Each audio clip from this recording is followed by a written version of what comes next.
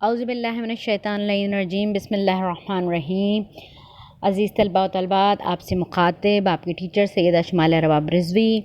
آج جس موضوع پہ ہم گفتگو کرنے جا رہے ہیں وہ ہے مفتی اعظم پاکستان یعنی مولانا مفتی محمد شفیع۔ یہ ان کی ایک تصویر ہے، اس کے بعد ہم ان کے بارے میں تفصیلی گفتگو کرنا چاہیں گے۔ مفتی اعظم مولانا محمد شفیع کا شمار ایسے علماء حق میں ہوتا ہے جنہوں نے پوری زندگی علوم دینیہ کی خدمت اور امت مسلمہ کی اصلاح کے لیے صرف فرمائی۔ وہ نہ صرف مفسر عہد، مدبر عصر، عالم ببدل یعنی جو عالم ہوتا ہے جس کا کوئی بدل نہ ہو، اس جیسا کوئی عالم نہ ہو اس وقت نا، فاضل اجل، فقیہ دورہ اور محقق اعظم تھے، بلکہ راہ سلوک و تصوف کے بے مثل امام تھے اور شیخ کامل تھے، عالموں کے عالم اور اصحاب ارشاد کے صدر نشین تھے اور حقیقت میں ہمارے عظیم اسلاف کی یادگار تھے۔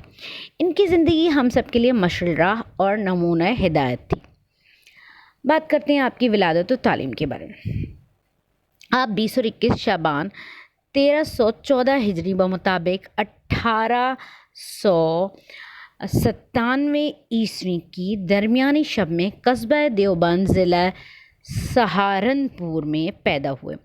خاندانی اعتبار سے آپ عثمانی تھے۔ آپ کے والد ماجد مولانا محمد یاسین دیوبندی ایک جید عالم دین اور ایک صاحب نسبت بزرگ تھے۔ حضرت مفتی اعظم نے ایک دینی ماحول میں آنکھ کھولی اور بچپن ہی سے جلیل قدر علماء کی صحبت میں بیٹھنے کا شرف حاصل ہوا۔ 5 سال کی عمر میں حافظ محمد عظیم صاحب کے پاس دارالعلوم دیوبند میں قرآن کریم کی تعلیم شروع کی۔ فارسی کے تمام مروجہ کتابیں اپنے والد محترم سے دارالعلوم میں پڑھیں۔ حساب و فنون، ریاضی کی تعلیم اپنے چچا مولانا منظور احمد صاحب سے حاصل کی۔ 16 سال کی عمر میں دارالعلوم کے درجہ عربی میں داخل ہوئے اور 1335 ہجری میں فارغ التحصیل ہوئے۔ جن عظیم المرتبت علماء امت سے مولانا مفتی محمد شفیع نے شرف تلمس سے مراد کیا ہوتا ہے؟ یہ 2 مطلب میں استعمال ہوتا ہے لفظ تلمس، یا تو کسی کو اپنا شاگرد بنانا یا کسی کا شاگرد بننا، دونوں صورتوں کے لیے یہ ورڈ یوز کیا جا سکتا ہے۔ تو اس وقت تو آپ شاگرد بننے کی بات ہو رہی ہے، اگلے جہاں یہ ذکر ہوگا وہاں پہ بنانے کی بات ہوگی۔ تو آپ نے جو شرف تلمذ حاصل کیا یعنی آپ جو شاگرد بنے جن کے، ان میں علامہ محمد انور شاہ کشمیری، مفتی اعظم ہند مولانا عزیز الرحمن عثمانی، شیخ الاسلام علامہ شبیر احمد عثمانی، مولانا سید اصغر حسین دیوبندی، مولانا اعزاز علی دیوبندی، مولانا رسول خان ہزاروی اور مولانا حبیب الرحمن عثمانی جیسے اکابرین شامل ہیں جو اپنے اپنے شعبوں میں اپنی اپنی نظیر آپ ہی تھے۔ درس و افتاء یعنی فتوے دینے کی جمع ہے، ٹھیک ہے، جو فتوے دینے کا یعنی اختیار رکھتا ہو، ویسے جو فتوے دینے کا اختیار رکھتا ہو اسی کو مفتی کہتے ہیں، ٹھیک ہے۔ زمانہ طالب علمی کا شمار نہایت ذہین مولانا مفتی محمد شفیع اور مطلب ایک محنتی طالب علم تو تھے ہی تھے، یعنی محنتی طالب علم میں تو ان کا شمار ہوتا تھا، لیکن امتحانات میں ہمیشہ جو امتیازی نمبروں کے ساتھ کامیاب ہوتے تھے، اس لیے آپ اساتذہ کے بے حد جو آپ سے استاذہ سے آپ سے بے حد شفیق اور محبت کا سلوک کرتے تھے۔ 1335 ہجری میں فارغ التحصیل ہوئے تو حضرت مولانا حبیب الرحمن عثمانی نے انہیں ابتدائی کتب کی تعلیم کے لیے استاد مقرر فرما دیا۔ پھر بہت جلد درجہ عالیہ کے استاد ہو گئے اور تقریباً ہر علم و فن کے جماعتوں کو پڑھایا۔ ان کا درس ہمیشہ ہر جماعت میں مقبول رہا، مگر دورہ حدیث کی مشہور کتاب ابو داؤد شریف اور عربی ادب کی مشہور کتاب مقامات حریری کا جو درس تھا تو ایسا ہوتا تھا کہ مختلف ملکوں کے علماء اور اساتذہ بھی شریک ہونا سعادت سمجھتے تھے۔ دارالعلوم میں تدریس کا یہ سلسلہ 1362 ہجری تک جاری رہا۔ اس 27 سال کے عرصے میں انڈونیشیا، ملائیشیا، سنگاپور، برما، برصغیر، افغانستان، بخارا، سمرقند وغیرہ کے تقریباً 30,000 طلباء نے ان سے شرف تلمذ حاصل کیا۔ جیسے میں نے آپ کو بتایا تھا نا کہ تلمذ کی معنی کیا، وہاں پہ تھا شاگرد بننا اور یہاں پہ جو استعمال ہو رہا ہے وہ شاگرد بنانے کے لیے، ٹھیک ہے۔ ان میں سے ہزاروں اب بھی مختلف ملکوں میں دین کی خدمت میں مصروف ہیں۔ دارالعلوم دیوبند میں تدریس کے دوران مفتی اعظم ہند مولانا عزیز الرحمن عثمانی نے فتوے کے سلسلے میں آپ سے کام لینا شروع کیا۔ وہ سوالات کے جوابات خود لکھتے اور آپ سے لکھواتے اور اصلاح و تصدیق کے بعد یہ روانہ کر دیے جاتے۔ سن 1344 ہجری میں وہ مستعفی ہو گئے۔ ارباب دارالعلوم نے مختلف صورتوں سے دارالافتاء کا کام چلایا، مگر 1300 جو ہجری تھی 1349، کبھی کبھی اردو کی گنتی دماغ سے نکل جاتی ہے، میں یہ کام مستقل آپ کے سپرد کر دیا گیا۔ آپ کو اس عظیم کام کی اہمیت کا بہت احساس تھا، کیونکہ دارالعلوم میں نہ صرف بر صغیر کے کونے کونے سے استفتاء موصول ہوتے تھے، بلکہ دنیا بھر کے ملکوں سے مسلمان مختلف مشکل فقہی مسائل کے بارے میں آخری فیصلوں کے دارالعلوم دیوبند سے رجوع کیا کرتے تھے۔ مفتی صاحب اپنی جگہ پر یہ سمجھتے تھے کہ وہ صدر مفتی کے منصب کا حق پوری طرح ادا نہیں کر سکیں گے، تاہم مولانا سید اظہر حسین دیوبندی اور مولانا اشرف علی تھانوی کی سرپرستی، امداد اور اعانت کے وعدے پر انہوں نے یہ عظیم منصب قبول کیا، اور اللہ تعالیٰ کے فضل و کرم سے آپ صدر مفتی کے عظیم منصب کا حق پوری طرح ادا کرتے رہے اور قیامت پاکستان تک اس عظیم منصب پر فائز بھی رہے۔ سلوک و تصوف۔ مولانا مفتی محمد شفیع نے سلوک و تصوف میں بھی بلند مقام پایا تھا۔ ابتدا میں آپ مولانا محمود الحسن سے 1920 عیسوی میں بیعت ہوئے، یعنی ان کی بیعت کی۔ پھر ان کی وفات کے بعد 1346 ہجری میں مولانا اشرف علی تھانوی سے بیعت ہوئی، جنہوں نے آپ کی علمی اور روحانی صلاحیتوں کو دیکھ کر اب یاد آ گیا ہے 1349 ہجری میں آپ کو اپنا خلیفہ اور مجاز بیعت قرار دے دیا۔ مولانا اشرف علی تھانوی کے خلفاء مجازین میں مولانا مفتی محمد شفیع کو ایک خاص مقام حاصل تھا اور حکیم الامت آپ پر خاص توجہ فرمایا کرتے تھے۔ آپ تقریباً 20 سال تک مولانا اشرف علی تھانوی کی صحبت میں رہے اور ان کی زیر نگرانی کئی عظیم تالیفات اپنے قلم سے تصنیف فرمائیں، جیسے احکام القرآن اور حیلہ ناجزہ وغیرہ۔ بہرحال آپ پر مولانا اشرف علی تھانوی کو ایک خاص اعتماد تھا۔ مولانا مفتی جمیل احمد تھانوی فرماتے ہیں کہ مولانا اشرف علی تھانوی کو آپ کی علمی و فقہی بصیرت پہ اس قدر اعتماد تھا کہ اپنی ذاتی معاملات میں بھی ان سے مشورہ لیتے اور فتویٰ طلب کرتے تھے اور اس پر عمل بھی فرماتے تھے۔ ایک مرتبہ مولانا اشرف علی تھانوی نے فرمایا کہ اللہ تعالیٰ مفتی محمد شفیع کی عمر دراز کرے، مجھے ان سے 2 خوشیاں، ایک تو یہ ان کے ذریعے علم حاصل ہوتا رہتا ہے، دوسری یہ کہ اللہ تعالیٰ کا شکر ہے کہ میرے بعد بھی کام کرنے والا موجود ہے۔ یعنی ان کے اساتذہ ان کے بارے میں یہ رائے رکھتے تھے۔ پھر مولانا قاری محمد طیب قاسمی فرماتے ہیں کہ ہمارے شیخ مولانا اشرف علی تھانوی کے علمی اور روحانی ترجمان اور صحیح جانشین تھے، ہمارے قدیم اسلاف کی یادگار تھے، فقہ و تفسیر میں امامت کا مرتبہ حاصل تھا، ایک مایہ ناز مصنف، ادیب و شاعر تھے، ایک شیخ کامل تھے اور عارف کامل تھے۔ الغرض آپ کی شخصیت ایک جامع شخصیت تھی اور اکابرین امت کو آپ کی ذات پر مکمل اعتماد تھا۔ علامہ محمد انوار شاہ کشمیری، علامہ شبیر احمد عثمانی، مولانا حسین احمد مدنی، مولانا ظفر احمد عثمانی، مولانا اظہر حسین دیوبندی جیسے مشاہیر بھی آپ سے رائے لیتے تھے اور آپ کو وقت کا محقق، مفسر، مدبر اور فقیہ تسلیم کرتے تھے۔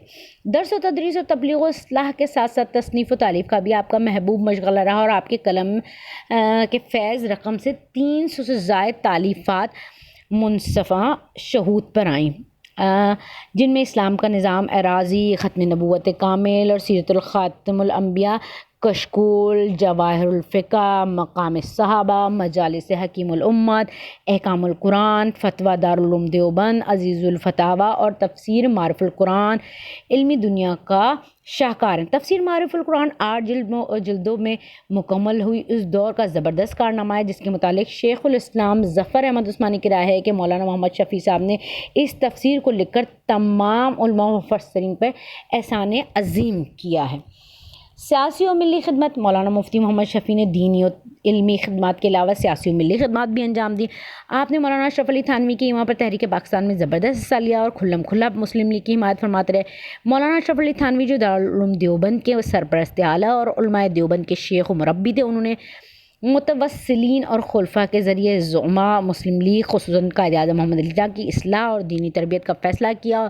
اپنے خلفاء و تلامذہ یعنی شاگرد میں سے علامہ شبیر احمد عثمانی، مولانا ظفر احمد عثمانی، مولانا مرتضیٰ حسن چاند پوری، مولانا عبدالکریم گمتھلوی، مولانا اظہر علی سلہیٹی، علامہ سید سلمان ندوی، مولانا مفتی محمد حسن امرتسری، مولانا جلیل احمد شروانی، مولانا خیر محمد جالندری، مولانا محمد رشید کاندھلوی اور مولانا مفتی محمد شفیع دیوبندی رحمہ اللہ کو ان کی اصلاح اور تبلیغ کے لیے مقرر کیا۔ ان حضرات نے زعمائے مسلم لیگ کے اصلاح کے لیے تبلیغ دین کا خوب حق ادا کیا، جس سے قائد اعظم بہت متاثر ہوئے۔ پھر ان علماء حق نے باقاعدہ تحریک پاکستان میں حصہ لیا اور ایک تنظیم جمعیت علماء اسلام کے نام سے تشکیل دی، جس کے پہلے صدر علامہ شبیر احمد عثمانی اور نائب صدر مولانا ظفر احمد عثمانی منتخب ہوئے اور مولانا مفتی محمد شفیع اس کے ناظم اعلیٰ مقرر ہوئے۔ آپ نے 1945 میں لیاقت علی خان مرحوم کے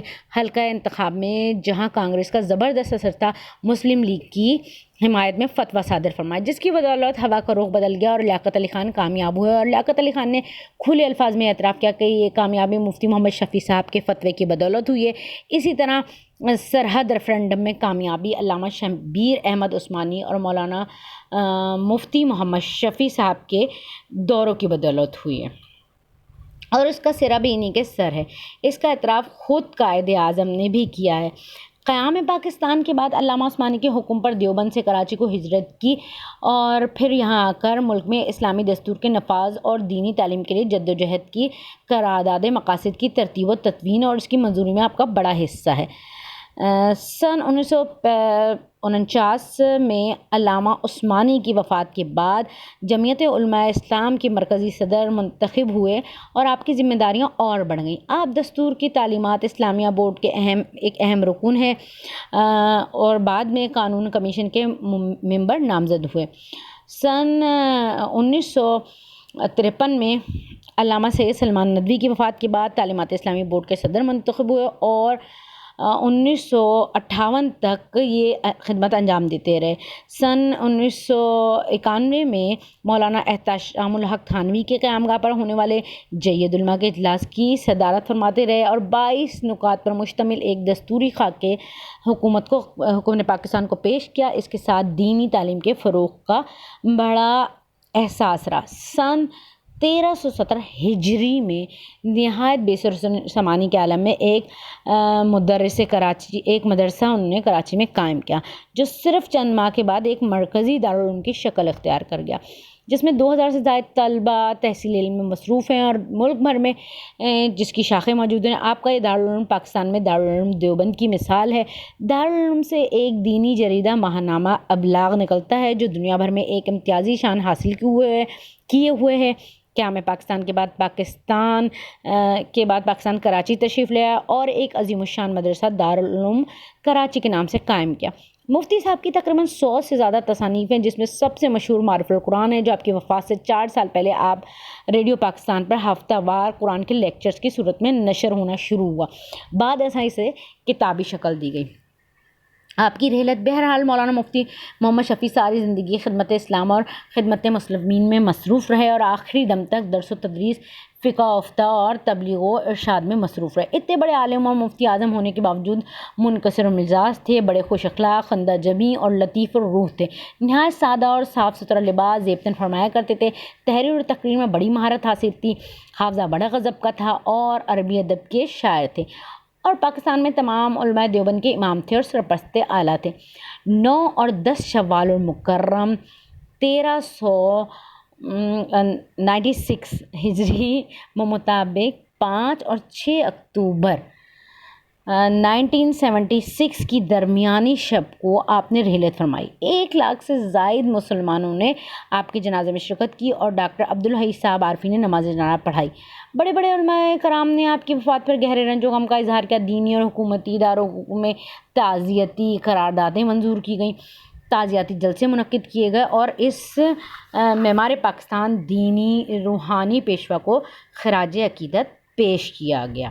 ممتاز عالم دین اور علامہ سید محمد یوسف بنوری نے اپنے تعزیتی بیان میں فرمایا کہ آپ سے دارالعلوم دیوبند کی پوری تاریخ وابستہ تھی اور ہمارے اسلاف کی آپ آخری یادگار تھے۔ مولانا احتشام الحق تھانوی نے فرمایا کہ آپ کی وفات سے تمام علماء کرام یتیم ہو گئے۔ مولانا مفتی محمود صاحب نے فرمایا کہ آپ ایسے جید عالم دین اور فقیہ دین مشکل ہی سے پیدا ہوتے ہیں جیسے آپ تھے۔ مولانا سید ابوالحسن ابو الاعلیٰ مودودی نے فرمایا کہ ان کی وفات تمام عالم اسلام کا عظیم ثانیہ ہے۔ وہ بہت بڑے محقق، مدبر، مفسر و فقیہ تھے۔ اللہ تعالیٰ ان کے درجات بلند فرمائے اور ہم ان کے نقش قدم پر چلائے، آمین۔ علامہ اقبال نے ایسی ہی عظیم شخصیت کے لیے فرمایا تھا کہ ہزاروں سال نرگس اپنی بے نوری پہ روتی ہے، بڑی مشکل سے ہوتا ہے چمن میں دیدہ ور پیدا۔ یہ تو تھی شخصیت کے بارے میں ساری معلومات۔ اب ہم بات کرتے ہیں اس تفسیر کی جو انہوں نے لکھی اور جس پہ ہم نے مفصل گفتگو کرنی ہے۔ وہ تفسیر ہے تفسیر معارف القرآن۔ معارف القرآن کے بارے میں ہم نے کیا جاننا ہے، اس کی تھوڑی سی خصوصیات دیکھیں گے اور اس کا انٹروڈکشن۔ جیسے کہ تفسیر معارف القرآن مفتی محمد شفیع عثمانی کی اردو تفسیر قرآن ہے۔ اس میں مفتی صاحب نے اپنے طور پر کوئی ترجمہ نہیں کیا بلکہ مولانا محمود الحسن کا ترجمہ ہی اختیار کیا گیا ہے۔ اچھا جی، ان کے نزدیک ترجمہ تفسیر سے زیادہ نازک معاملہ ہے، اور چونکہ سلف کا ترجمہ موجود ہے اس لیے اس کی ضرورت نہیں کہ کوئی نیا ترجمہ کیا جائے۔ تفسیر میں انہوں نے سب سے پہلے جو ہے لغات کے مسائل پر توجہ دی ہے، جو لغت مطلب ہمارے جو ورڈز ہوتے ہیں اس کے اوپر، پھر خلاصہ تفسیر کے تحت مختصراً قرآن کی تفسیر بیان کر دی ہے۔ تفسیر کا تعارف۔ معارف القرآن جو پہلے ریڈیو پاکستان سے نشر کی گئی، پھر بعد میں کتابی صورت میں مرتب ہوئی۔ اس تفسیر کے لیے قلم اٹھانے کی وجہ مولانا مفتی شفیع صاحب نے اپنے مقدمے میں خود تحریر فرمائی ہے۔ چنانچہ لکھتے ہیں کہ ریڈیو پاکستان کے ذمہ دار حضرات نے مجھ سے درس قرآن ریڈیو پاکستان سے نشر کرنے کی فرمائش کی، لیکن میں چندہ عذر کی بنا پر، ایسے کیسے عذر تھے، مطلب عذر معنی رکاوٹ کہہ لیجیے آپ، بنا پر قبول نہ کر سکا۔ ان کی مزید اصرار کی وجہ سے انہیں ایک دوسری تجویز کو بنام خدا منظور کر لیا۔ وہ تجویز یہی معارف القرآن کی کہ ہفتے میں ایک روز جمعے کے دن تفسیر نشر ہوا کرے اور اس میں پورے قرآن کی تفسیر پیش نظر نہ ہو بلکہ عام مسلمانوں کی موجودہ ضرورت کے پیش نظر خاص آیات کا انتخاب کر کے ان کی تفسیر اور اس سے متعلق احکام و مسائل کا بیان ہوا کرے۔ پھر آگے لکھتے ہیں کہ اطراف دنیا سے متعلق دنیا کی چاروں طرف سے مسلمانوں کے خطوط اور آنے جانے والوں سے معلوم ہوا کہ عام مسلمان اور خصوصاً تعلیم یافتہ حضرات اس درس سے کافی فائدہ اٹھاتے ہیں، لیکن اس سلسلے کی 10 سالہ پابندی نے ایک طرف تو ایک ضخیم جلد معارف قرآن کی غیر ارادی طور پر تیاری کر دی، دوسری طرف ریڈیو پر سننے والے حضرات کی طرف سے بے شمار تقاضے آنے شروع ہوئے کہ اس کو کتابی صورت میں شائع کیا جائے۔ لوگوں کی اس قدر دلچسپی اور ان کے تقاضے کی ایک وجہ یہ تھی کہ اس وقت تک اردو زبان میں جتنی تفسیریں منظر عام پر آئی تھیں ان میں یا تو علمی اور تحقیقی مشگافیاں زیادہ تھیں جن سے عوام پوری طرح مستفید نہیں ہو سکتی تھی، دوسرے یہ کہ اردو زبان کے اسلوب میں پہلے کے مقابلے میں کافی تبدیلی آ چکی تھی، اس لیے بھی پہلے کی اردو تفاسیر کا سمجھنا عام لوگوں کے لیے دشوار تھا۔ نیز بعض تفاسیر سرسری اور بہت مختصر تھیں جن سے پڑھنے والوں کو پیاس نہیں بجھ پاتی تھی۔ معارف القرآن کی چند خصوصیات کیا ہیں؟ مصنف موصوف کے پیش نظر یہ تھا کہ عوام جو علمی اصطلاحات سے واقف اور دقیق مضامین کے متحمل نہیں، وہ بھی قرآن حکیم کو اپنے حوصلے کے مطابق سمجھ سکیں، اس لیے تفسیر کو لکھتے ہوئے اس کی پوری رعایت کی گئی ہے کہ فنی اصطلاحات، دقیق بحثیں اور غیر معروف و مشکل الفاظ سے گریز کیا جائے۔ تفسیر میں سلف و صالحین کی تفسیروں پر اعتماد کیا گیا ہے اور بے سند باتوں سے اعتراض کیا گیا ہے، چنانچہ جگہ پہ جگہ صحابہ و تابعین کی تفسیری اقوال اور متقدمین کی تفسیری کتب سے استفادہ کر کے ان کا حوالہ بھی دیا گیا ہے۔ لطائف و معارف کے زمن میں متاخرین میں سے مستند مفسرین کے مضامین بھی لیے گئے ہیں، خصوصاً ایسے مضامین جو اللہ تعالیٰ اور اس کے رسول صلی اللہ علیہ وسلم کی عظمت و محبت کو بڑھاتے ہوں اور ان کی وجہ سے اعمال صالح انجام دینے کی تحریک ہوتی ہو۔ متن قرآن کے ترجمے میں حکیم الامت اشرف علی تھانوی اور شیخ الہند کے ترجموں پر اعتماد کیا ہے۔ ترجمے کے بعد مکمل تفسیر و تشریح سے پہلے خلاصہ تفسیر لکھ دیا گیا ہے جو اشرف علی تھانوی کی تفسیر بیان القرآن سے ماخوذ ہے۔ اسے آیات پر مختصر نوٹ کہا جا سکتا ہے۔ اگر کوئی مشغول آدمی اتنا ہی دیکھ لے تو فہم قرآن کے لیے ایک حد تک کافی ہو جائے۔ آخر میں آیات مندرجہ سے متعلق جو احکام مسائل لکھے گئے ہیں ان میں اس کا التزام کیا گیا ہے کہ صرف وہ احکام و مسائل لیے جائیں جو کسی نہ کسی طرح الفاظ قرآن کے تحت آتے ہوں۔ احکام و مسائل کا بڑا حصہ تفسیر قرطبی، احکام القرآن بالخاص، احکام القرآن لابن العربی، تفسیرات احمدیہ، تفسیر محیط، روح المعانی، روح البیان اور بیان القرآن وغیرہ سے لیا گیا ہے۔ القرآن وغیرہ اصل گئے جن کے حوالہ جات بھی مذکور ہیں، تاہم نئے عہد کے بعض نئے مسائل کا بھی ذکر ہے۔ قرآن و حدیث اور مجتہدین کرام کے اصولوں کو پیش نظر رکھا گیا ہے، اور جس طرح مسائل و احکام میں متقدمین نے اپنے اپنے عہد کے جو عہد ان کا دور تھا کہ فرقوں اور اس زمانے کے مسائل کو اہمیت دیا، مفتی محمد شفیع صاحب نے بھی اس کو ملحوظ خاطر رکھا ہے۔ یہ ہوا جی تمام شد آج کا آپ کا درس اور لیکچر۔ اللہ کا شکر ہے کہ ہم جلد از جلد اختتام کی جانب بڑھ رہے ہیں۔ آپ سب سے میری بار بار درخواست ہوتی ہے کہ برائے مہربانی آپ صرف ان میرے دروس سے، میرے لیکچر سے استفادہ مت کیا کریں، خدا را خود بھی انٹرنیٹ پہ سرف کیا کریں۔ اب یہ معرف القرآن کہیں سے آپ کو دستیاب ہو تو اس کو پڑھنے کی بھرپور کوشش کیجیے گا۔ والسلام علیکم ورحمۃ اللہ وبرکاتہ۔